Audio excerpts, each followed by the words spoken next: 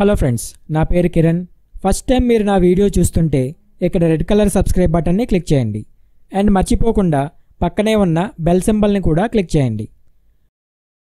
Friends, ఈ వీడియోలో e way bill రూల్స్లో కొత్తగా వచ్చిన మార్పుల గురించి డిస్కస్ చేద్దాం. Government notification number 12/2018 central tax release చేసింది. సో ఈ నోటిఫికేషన్లో ఈవే బిల్లో చేసిన చేంజెస్ అన్నీ ఇంక్లూడ్ చేశారు. సో ఈ న్యూ రూల్స్ ఏంటో ఒక్కసారి క్లియర్గా తెలుసుకుందాం. ఫ్రెండ్స్, 1 ఏప్రిల్ 2018 నుండి inter state e-way bill system start అవబోతుంది. మరియు జూన్ 1 లోపు intra state e-way bill system కూడా అన్ని రాష్ట్రాల్లో దశల వారీగా అమలు చేస్తారు. ఫ్రెండ్స్, నేను ఆల్రెడీ ఈవే బిల్ రూల్స్ గురించి, ఈవే బిల్ రిజిస్ట్రేషన్ మరియు ఈవే బిల్ ఎలా జనరేట్ చేయాలి, ట్రాన్స్పోర్టర్ ఐడి ఎలా క్రియేట్ చేసుకోవాలి, SMS ద్వారా ఈవే బిల్ ఎలా జనరేట్ చేయాలని ఒక 5 వీడియోస్ చేశాను. వాటి లింక్స్ వీడియో క్రింద డిస్క్రిప్షన్లో ఇస్తాను. చూడని వాళ్ళు ఆ లింక్స్ క్లిక్ చేసి చూడండి. ఫ్రెండ్స్, ఈవే బిల్ని EW01 ఫామ్ అని అంటారు. EW01 ఫామ్లో 2 పార్ట్స్ ఉంటాయి, part A, part B. Part ఏలో supply type, supplier details, receiver details, goods details ఉంటాయి.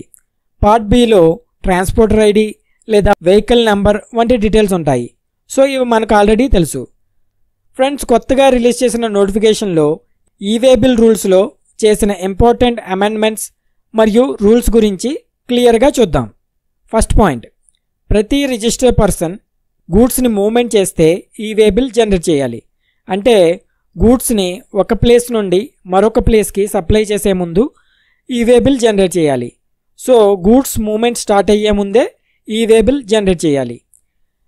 అది ఏ కండిషన్స్లో అంటే, ఒక కన్సైన్మెంట్ వాల్యూ 50,000 రూపీస్ పైన ఉంటే ఖచ్చితంగా ఈవే బిల్ జనరేట్ చేయాలి. ఇంతకుముందు ఇన్వాయిస్ వాల్యూ 50,000 రూపీస్ పైన ఉంటే ఈవే బిల్ జనరేట్ చేయాలని ఉండేది.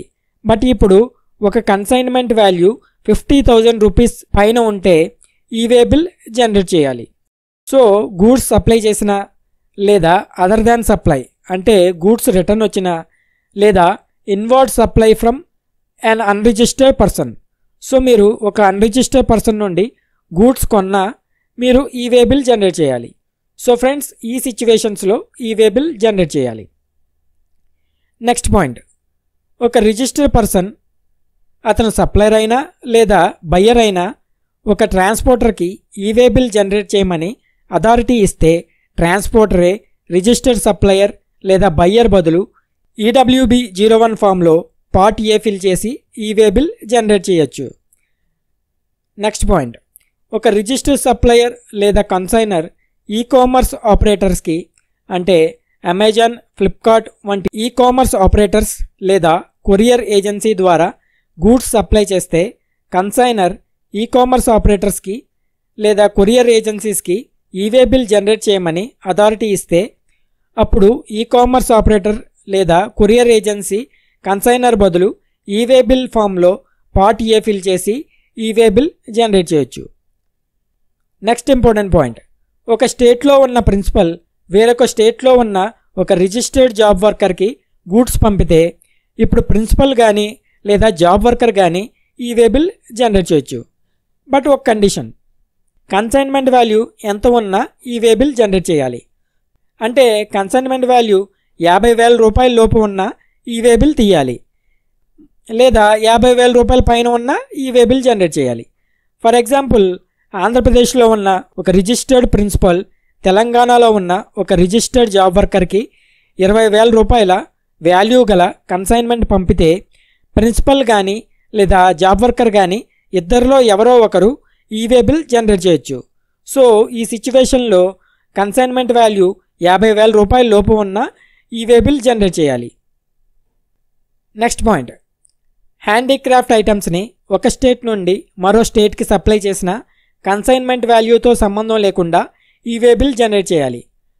హ్యాండీక్రాఫ్ట్ ఐటమ్స్ తయారు చేసే వాళ్లకు గవర్నమెంట్ GST రిజిస్ట్రేషన్ నుండి ఎగ్జంప్షన్ ఇచ్చారు. సో వాళ్ళకి GST నుండి ఎగ్జంప్షన్ ఉన్న వాళ్ళు ఒక స్టేట్ నుండి మరో స్టేట్కి హ్యాండీక్రాఫ్ట్ ప్రొడక్ట్స్ పంపితే కన్సైన్మెంట్ వాల్యూ 50,000 లోపు ఉన్న ఈవే బిల్ జనరేట్ చేయాలి.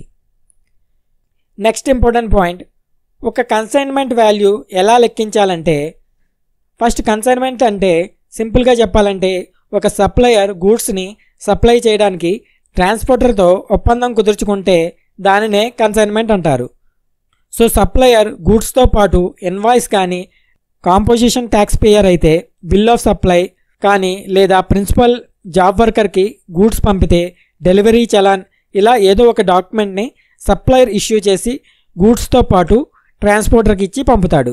సో ఇష్యూ చేసిన డాక్యుమెంట్లో central tax, state tax, integrated tax, cess ఇలా డాక్యుమెంట్లో ఉన్న అన్ని ట్యాక్సులు కలిపి కన్సైన్మెంట్ వాల్యూ లెక్కించాలి. మరియు ఒక ఇన్వాయిస్లో taxable items plus exempted items ఉంటే ఎగ్జెంప్టెడ్ ఐటమ్స్ని మినహాయించి ఓన్లీ ట్యాక్సబుల్ ఐటమ్స్ని కలిపి కన్సైన్మెంట్ వాల్యూ లెక్కించాలి. సో కన్సైన్మెంట్ వాల్యూ 50,000 రూపాయల పైన ఉంటే ఈవే బిల్ జనరేట్ చేయాలి. ఫర్ ఎగ్జాంపుల్ ఒక ఇన్వాయిస్లో ట్యాక్సబుల్ ఐటమ్స్ 40,000, ఎగ్జెంప్టెడ్ ఐటమ్స్ 20,000 ఉంటే టోటల్ ఇన్వాయిస్ వాల్యూ 60,000 అవుతుంది. కానీ ఎగ్జెంప్టెడ్ ఐటమ్స్ని మినహాయిస్తే టోటల్ కన్సైన్మెంట్ వాల్యూ 40,000 మాత్రమే అవుతుంది. సో ఈ సిచ్యువేషన్లో ఈవే బిల్ అవసరం లేదు. సో ఈ డౌట్ చాలామందికి ఉంటుంది, ఇప్పుడు క్లియర్ అయిందని అనుకుంటున్నాను. అండ్ ఇంకొక ఇంపార్టెంట్ పాయింట్, లేటెస్ట్గా జరిగిన 26th GST కౌన్సిల్ మీటింగ్లో తీసుకున్న డెసిషన్ ప్రకారం ఒక ట్రాన్స్పోర్టర్ తన ట్రక్కులో మల్టిపుల్ కన్సైన్మెంట్స్ తీసుకువెళ్తుంటే, అంటే వేరువేరు సప్లయర్స్కి చెందిన గూడ్స్ తీసుకువెళ్తుంటే, సో వాటిలో ఒక సప్లయర్ కన్సైన్మెంట్ వాల్యూ 20,000, ఒకరిది 5,000, మరొకరిది 10,000, ఇలా అన్ని కన్సైన్మెంట్స్ వాల్యూ 50,000 మించితే ఇప్పుడు ఈవే బిల్ జనరేట్ చేయవలసిన అవసరం లేదు. సో అగ్రిగేట్ కన్సైన్మెంట్స్ వాల్యూ 50,000 మించితే ఈవే బిల్ అవసరం లేదు. ఒక కన్సైన్మెంట్ వాల్యూ 50,000 పైన ఉంటే మాత్రమే ఈవే బిల్ జనరేట్ చేయాలి. నెక్స్ట్ ఇంపార్టెంట్ పాయింట్, ఒక రిజిస్టర్డ్ సప్లయర్ కానీ లేదా రిజిస్టర్డ్ బయ్యర్ కానీ తమ సొంత ట్రక్కులో లేదా రెంట్కి తీసుకున్న ట్రక్కులో లేదా పబ్లిక్ ట్రాన్స్పోర్ట్ ద్వారా సరుకు సప్లై చేస్తే EWB01 ఫామ్లో part A plus part B కూడా ఫిల్ చేసి ఈవే బిల్ జనరేట్ చేయాలి. నెక్స్ట్ ఇంపార్టెంట్ పాయింట్, ఒక స్టేట్లో ఉన్న రిజిస్టర్డ్ సప్లయర్ బిజినెస్ ప్లేస్ నుండి ట్రాన్స్పోర్టర్ యొక్క బిజినెస్ ప్లేస్కి మధ్య దూరం 50 కిలోమీటర్ల లోపు ఉంటే EWB01 ఫామ్లో పార్ట్ బి ఫిల్ చేయక్కర్లేదు. సో ఒక స్టేట్లో సప్లయర్ ప్లేస్కి ట్రాన్స్పోర్టర్ ప్లేస్కి మధ్య దూరం 50 కిలోమీటర్ల లోపు ఉంటే ఈవే బిల్ ఫామ్లో పార్ట్ బి ఫిల్ చేయక్కర్లేదు. పార్ట్ ఏ మాత్రమే ఫిల్ చేస్తే సరిపోతుంది. ఇంతకుముందు సేమ్ స్టేట్లో 10 కిలోమీటర్స్ ఎగ్జంప్షన్ ఉండేది, ఇప్పుడు అటువంటి ఎగ్జంప్షన్ లేదు. ఇప్పుడు 10 కిలోమీటర్ల డిస్టెన్స్ని 50 కిలోమీటర్స్కి పెంచి EWB01 ఫామ్లో పార్ట్ ఏ ఫిల్ చేయాలని రూల్ చేశారు. నెక్స్ట్ పాయింట్, ఒక అన్రిజిస్టర్డ్ సప్లయర్ ఒక రిజిస్టర్డ్ బయ్యర్కి గూడ్స్ సప్లై చేస్తే ఈ కండిషన్లో గూడ్స్ మూవ్మెంట్కి కారణమైంది బయ్యర్ కనుక registered buyer e-way bill generate చేయాలి. నెక్స్ట్ పాయింట్, మనం గూడ్స్ని బై రోడ్ పంపించినప్పుడు EWB01 ఫామ్లో కంపల్సరీగా పార్ట్ బి ఫిల్ చేయాలి, అప్పుడే ఈవే బిల్ వ్యాలిడ్ అవుతుంది. పార్ట్ బి ఫిల్ చేయకపోతే ఈవే బిల్ చెల్లుబాటు అవ్వదు. నెక్స్ట్ పాయింట్, కామన్ పోర్టల్లో ఈవే బిల్ జనరేట్ చేయగానే ఒక unique e way bill number EBN number సప్లయర్కి, బయ్యర్కి, ట్రాన్స్పోర్టర్కి అందుబాటులోకి వస్తుంది. నెక్స్ట్ పాయింట్, గూడ్స్ సప్లై చేసినప్పుడు గూడ్స్ని ఒక ట్రక్ నుండి మరో ట్రక్కి చేంజ్ చేసినప్పుడు, అంటే ట్రక్ రిపేర్ వచ్చినప్పుడు వేరే ట్రక్కులో ఆ గూడ్స్ సప్లై చేస్తే ట్రాన్స్పోర్టర్ ఆ వెహికల్ నంబర్ని EWB01 ఫామ్ పార్ట్ బిలో ఆ వెహికల్ నంబర్ని అప్డేట్ చేయాలి. నెక్స్ట్ పాయింట్, రైల్వేస్ని ఈవే బిల్ జనరేట్ చేయడం నుండి మినహాయించారు.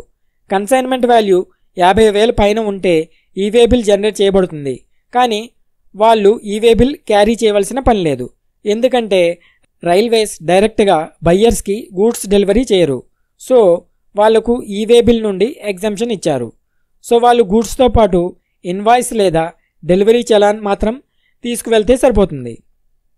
నెక్స్ట్ పాయింట్, ఒక ట్రాన్స్పోర్టర్ మల్టిపుల్ కన్సైన్మెంట్స్ని తన ట్రక్లో తీసుకువెళ్తుంటే అతను కామన్ పోర్టల్లో కన్సాలిడేటెడ్ ఈవే బిల్స్ జనరేట్ చేయొచ్చు.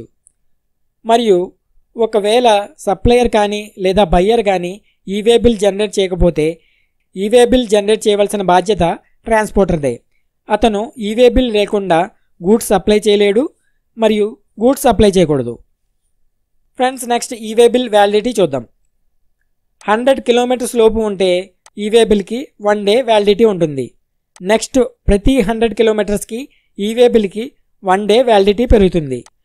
ఫర్ ఎగ్జాంపుల్ డిస్టెన్స్ 350 కిలోమీటర్లు ఉంటే ఈవే బిల్కి 4 రోజుల వ్యాలిడిటీ ఉంటుంది. మరియు మీరు ఓవర్ డైమెన్షనల్ కార్గో పంపితే మీకు ఎవ్రీ 20 కిలోమీటర్స్కి 1 డే వ్యాలిడిటీ ఉంటుంది. ఓవర్ డైమెన్షనల్ కార్గో అంటే motor vehicles act 1988 rule number 93 ప్రకారం ఒక సింగిల్ యూనిట్ డైమెన్షన్స్ ఉండవలసిన డైమెన్షన్స్ కంటే ఎక్కువ ఉంటే వాటిని ఓవర్ డైమెన్షనల్ కార్గో అంటారు. సో ఓవర్ డైమెన్షనల్ కార్గోస్కి ఎవ్రీ 20 కిలోమీటర్స్కి 1 డే వ్యాలిడిటీ ఉంటుంది. ఫ్రెండ్స్ ఇవి మెయిన్గా ఈవే బిల్ రూల్స్లో చేసిన changes.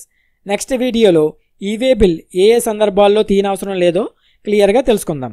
So friends thanks for watching. మీకు ఈ వీడియో నచ్చితే వెంటనే లైక్ బటన్ క్లిక్ చేయండి మరియు ఈ వీడియోని మీకు వీలైనంత వరకు షేర్ కూడా చేయండి. This is Kiran. జై హింద్.